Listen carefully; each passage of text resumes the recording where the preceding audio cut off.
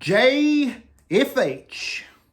James Fisher-Harris is going to the Warriors on a 4-year deal. Could anyone see that coming? Absolutely not. And what is going to happen to the Panthers? The Warriors celebrate. The Panthers are in tatters. As Panthers' finals reign of being the premierships gone, will this derail their season? We will find out. Is Josh Schuster about to be out the door by the end of the week? That's the talk going around the traps. Is Zach Lomax the potential to be New South Wales winger, make his debut?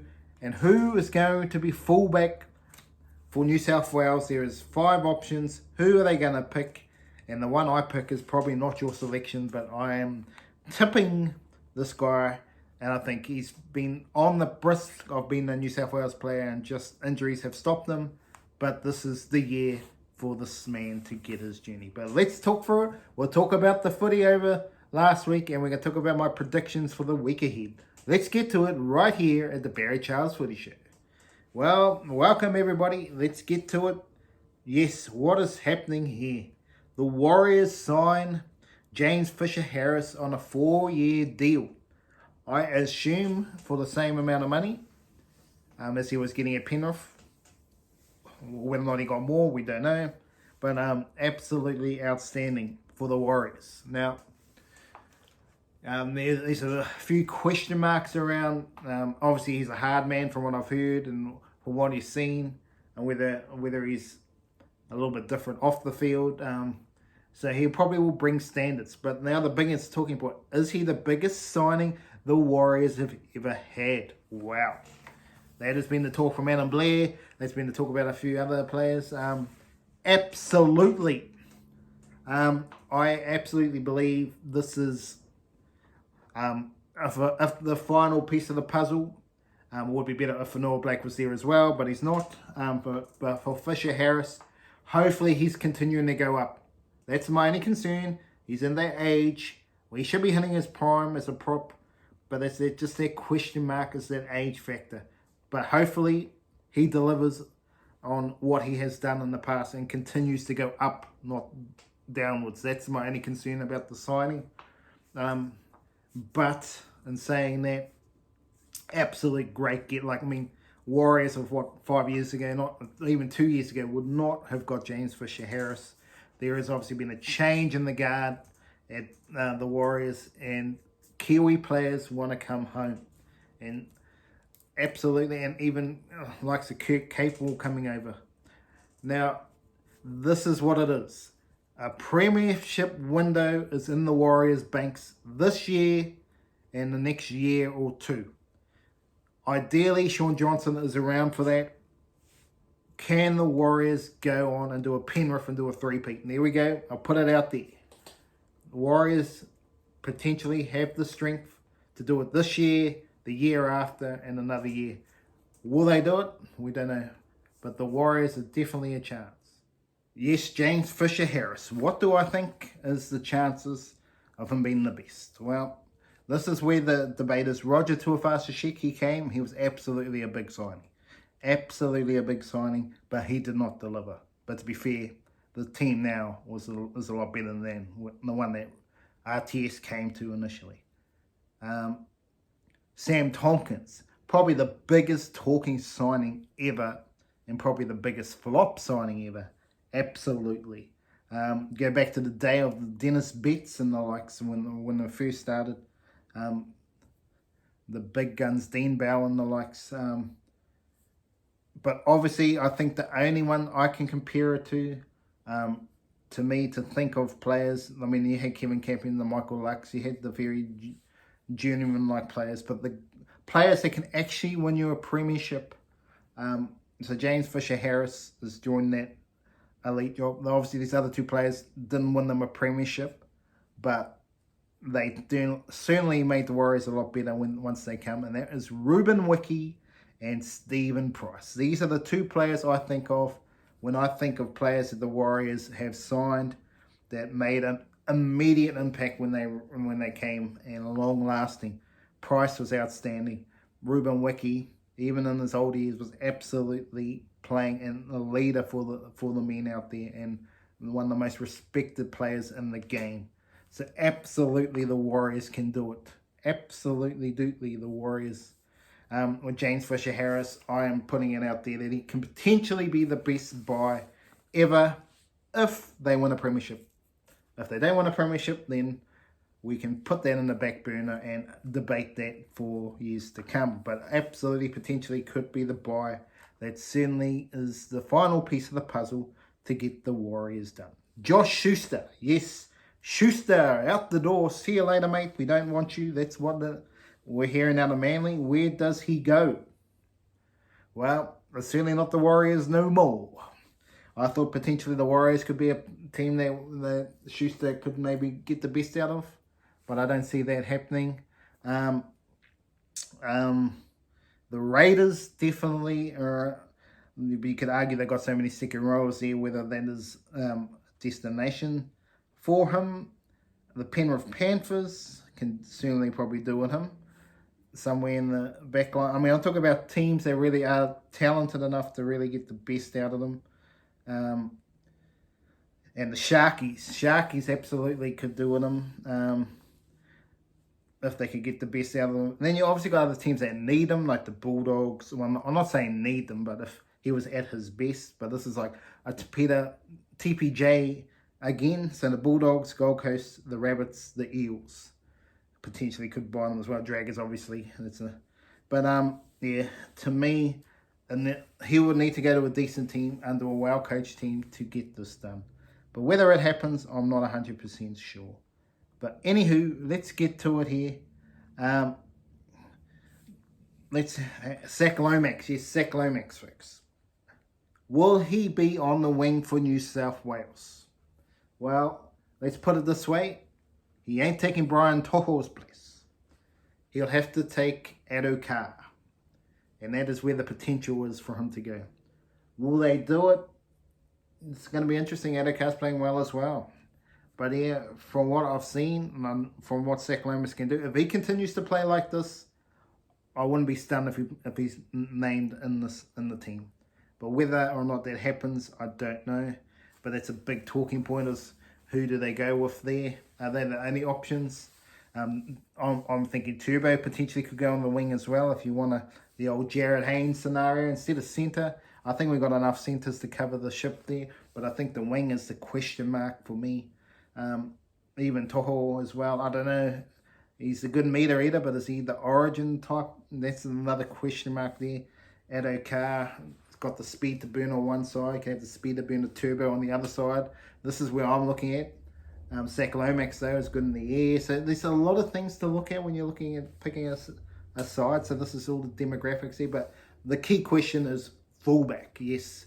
New South Wales, over the last 4 seasons, they've pretty much gone with Tedesco every time. And all we're seeing is failure. I think Tedesco his better days are behind him now. I'm just being fairly honest. Still a great player, but the time has come for a change. He's not knocking down the door saying, pick me, pick me, pick me, like a Cherry Evans, for instance, who just continues to play well and well and well. Tedesco's playing consistent, but Joey Manu, in my opinion, has surpassed him as fullback at the Roosters, even though he is moving on. And potentially why he's moving on, because he was not given the fullback position at Roosters, which I can understand why you keep this. Still a great player, but it's sort of gone beyond him. These players that are fitter than him now can do the meters better. That is where it's happened. Tedesco hasn't got that much of that ball playing ability where some of the other players do. So let's have a look at who can be in the New South Wales team.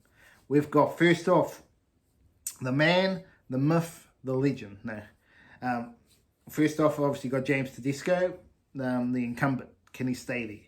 You got Tommy Turbo, who's generally been number 2, but he's been injured, so he hasn't had a chance to even get an opportunity there.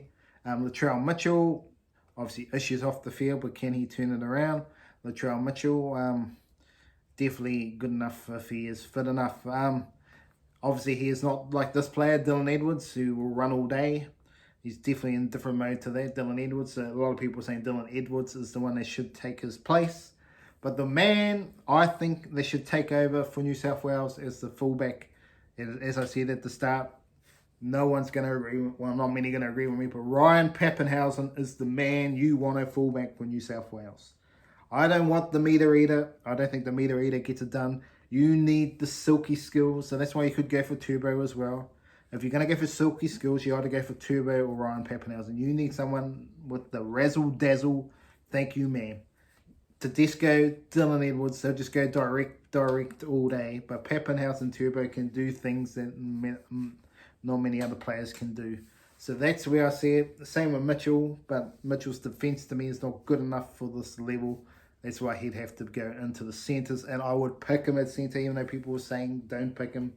Absolute rubbish. Mitchell plays centre every day of the week. If he's fit and ready, he plays. Simple as that.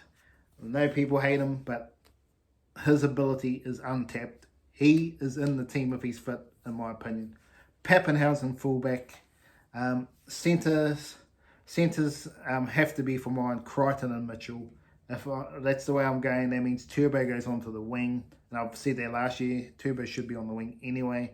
You need Turbo on the wing. And then the other side is very much up for grabs, but I'll pick out an Addo Carr or Zach Lomax for mine.